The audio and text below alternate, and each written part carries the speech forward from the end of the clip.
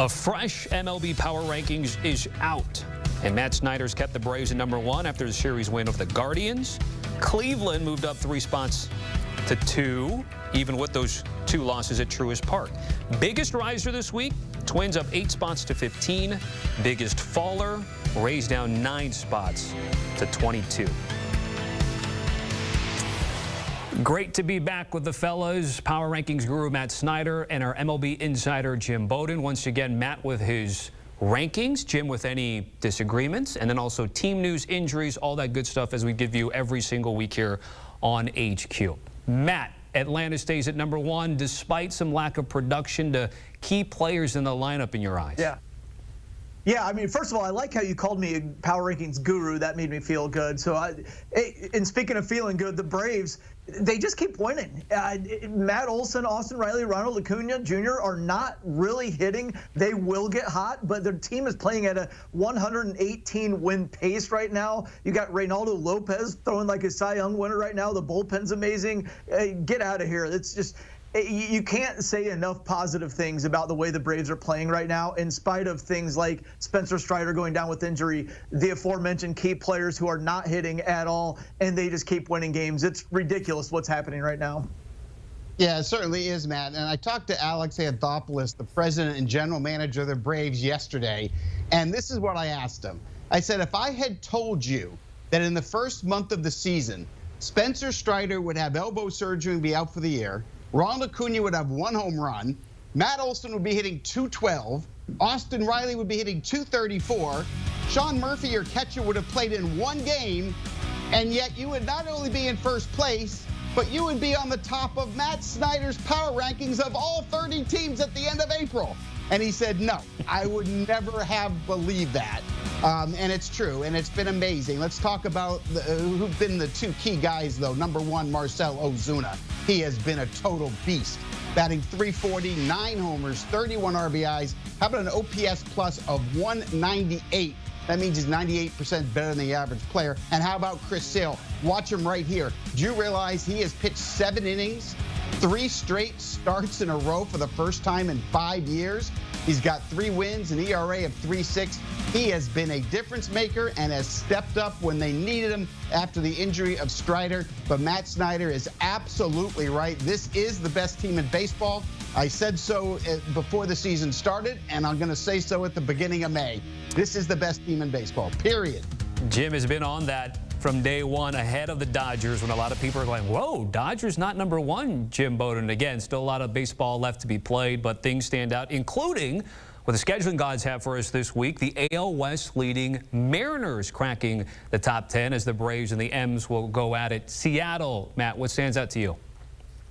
Well, they're going really well right now. Logan Gilbert has been amazing on the mound. He would be in the Cy Young mix right now if we had one for the first month of the season. They won 9 of their last 12 games. Cal Raleigh recently had a little bit of a power surge. And similar to the Braves in that some key players in the Braves are not hitting, Julio Rodriguez seems like he's just going to be a slow starter. We saw it long ago with Ryan Sandberg. We saw it with Mark Teixeira. Some of these really good players just don't hit in April, and it looks like that's how Julio Rodriguez is, but he will eventually get really, really hot. I'm guessing within the next couple weeks. We'll see if it happens in the series against the Braves, but that bodes well for them to be able to maintain this pace, knowing that you've got a superstar kind of lying in the weeds a little bit, ready to pounce. The Mariners have the best starting rotation in Major League Baseball. I had them ranked #2 behind the Braves on opening day, but when Spencer Strider went down, Seattle took over. Let's talk about their big 5 right now. Luis Castillo has 42 strikeouts in 34 2/3 innings. As Matt mentioned, Logan Gilbert is in the Cy Young conversation with a 2.03 ERA after 6 starts. George Kirby has the best commanded control I've seen since Greg Maddux and a whip of 1.1. How about Bryce Miller and his 2.2 ERA with 5 games started? And Emerson Hancock, don't look at his overall numbers. Look at what he's done his last 3 starts. 6 innings in each of them, a total of 4 earned runs in all 3 starts. And oh, by the way, Brian Wu is going to come off the injured list shortly. Now, I talked to Jerry Dipoto, the president and GM, earlier today of the Seattle Mariners. And I said, what are you going to do when Wu comes back?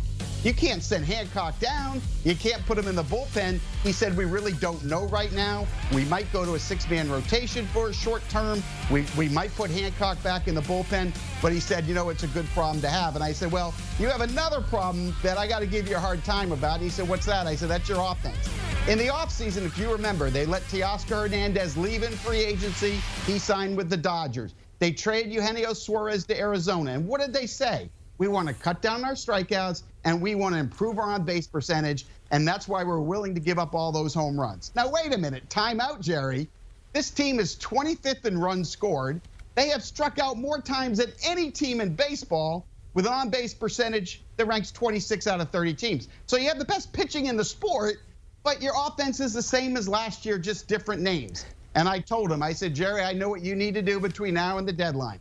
If the Astros don't get back in it, you need to trade for Alex Bregman. If the Blue Jays don't get back in it, you need to trade for Vladimir Guerrero Jr. But I will tell both you guys one thing.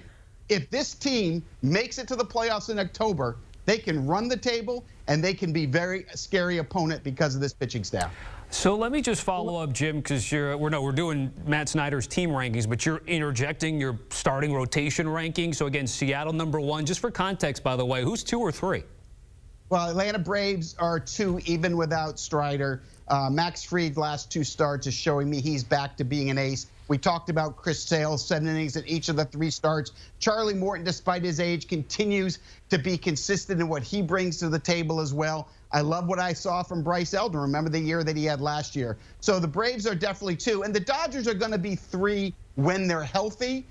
They're not there yet, but Tyler Glasnow right now is the front runner for Cy Young in the National League. He's a true 1. I think Yamamoto is going to continue to get better. The more starts he gets with the Dodgers, the more he adjusts. And wait until Walker Buehler comes off the IL, hopefully sometime in May. But I got the Braves 2 and Dodgers 3 to answer your question. All right, Jim, certainly appreciate it. Let's continue the conversation with Matt Snyder's power rankings. Just to give you some context, again, the Mariners cracking the top 10. The Rangers, the champs, right behind them at 11. You see the list from 11 through 20. If we get to the next tier of teams, by the way, Houston not on this list. They come in at number 26, but Matt, Tampa Bay at 22 after being swept by the White Sox also happens to be your biggest fallers for the last place team in the AL East. Yeah, you got to go to purgatory if you get swept by the White Sox after their 3-22 start. A pathetic series for the Rays. Look, I think that you might be able to say something like, okay, those pitching injuries are finally taking their toll on the Rays because, going back to last year between Springs, Rasmussen, McClanahan, they have been absolutely ravaged in the pitching staff with injuries. But right now, it's the offense that's bad. They're 22nd on base percentage, 22nd slugging. Yandy Diaz has been pretty bad this year. Randy Arozarena has not been very good. They need a lot more offensively, even with all those pitching injuries dragging the staff down. They've lost 6 of 7 right now. And as I said, you get swept by the White Sox, who are 3-22 heading into the series. I've got to knock you down a lot. And I might not have even been as aggressive as I should have in knocking them down to 22. Maybe they should be a little bit lower, but they're in a bad way right now. And again, it all goes back to the offense with Yandy Diaz and Randy Arozarena. Yeah, and only 2 guys really have hit for them, right, Matt? Isaac Paredes, who has 7 homers and 17 RBIs, and Ahmad Rosario, who has been a godsend for them. He's played all over the field, and he's batting .320, and so he's really added a lot. So where are they going to get the offense? Well, they're not going to get it at Home Depot, but they might get it at Lowe's. What do I mean by that? Well, I talked to Kevin Cash, the manager of the Rays, on Friday, and he told me that Brandon Lau, he expects back from the IL in the next 10 days or so. He's on with an oblique, and Josh Lowe, the right fielder, also expected off the IL with his oblique injury. So if they can not go to Home Depot but go to Lowe's and get Brandon Lau and Josh Lowe, maybe that will solve and help that offense get better, Matt. Oh, I see what you did there, Jim. I certainly love that. And then we just talked about the White Sox. Maybe that sweep gets them out of the cellar of Matt Snyder's power rankings because the Miami Marlins are sitting right there. And I mean, I guess we're splitting hairs here, but just in terms of the very bottom of that list, be honest, Matt, how much time did you spend on this thing? A little bit, but it's three teams that are head and shoulders above everybody else when it comes to futility. It's the Marlins, Rockies, and White Sox. I just thought since the White Sox swept the Rays, they deserved a little bit of a promotion. But if somebody wanted to tell me the White Sox are worse than the Marlins, I don't think I would strenuously object.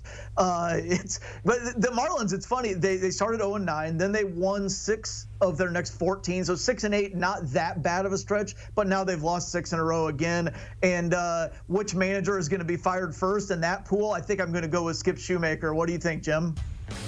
Now, I think Skip's going to be okay through this season. I don't think they're going to blame him. It's not a good baseball team. So I'm going to go the other way. I'll go with Pedro Grifol being the first one fired. The Marlins have 4 guys on the injured list that would make a rotation that was playoff worthy, right? If they were healthy. But Sandy Alcantara will miss the year after Tommy John surgery. He won the Cy Young Award 2 years ago. Yuri Perez, if he had been healthy, he would have been a Cy Young candidate this year. Jesus Luzardo is a legitimate number 2 starter. And Braxton Garrett has the potential to be the same, but they're all on the IL. Alcantara, Perez, and Luzardo with elbow injuries, Garrett with the shoulder, and that's been huge for them. And they missed the 35 home run bat of Jorge Soler. Rookie GM Peter Bendix really didn't do anything in the offseason to improve the offense outside of bringing in some speed with Nick Gordon and Vidal Brujan. And look, it's not a good offensive team. It's not a good defensive team. You got Jake Berger on the injured list right now as well. So, look, the Marlins are going to finish in last, just like the White Sox and just like the Rockies. And those 3 teams are going to be on the bottom of Matt's list week in and week out. They may change places a few times. I think the White Sox will end up at the bottom of the list when it's all said and done because their pitching is just so bad. But, yeah, they belong on the bottom. I missed you guys. I mean, we had Jim doing hardware store references. I have Matt Snyder doing strenuously eject, like A Few Good Men. Do you object? No, I don't object. I strenuously eject there with Joanne Callaway. I'm glad you got that because I didn't think I needed to say it was Sam Weinberg, but I was hoping that you guys picked Who's up it going to be? You? That's good. You, Lieutenant Weinberg? I got you, Matt Snyder. I got you, Jim Bowden. Guys, thank you. Certainly appreciate it. Check out Matt Snyder's entire list on CBSSports.com. Notable MLB games tonight. What stood out to me, Yankees, Orioles, Schmidt, and Rodriguez, your probables. Cubs and Mets, Tyone and Severino. And then also, of course, the top 10 matchup, Braves and Mariners with Fried and Miller going at it.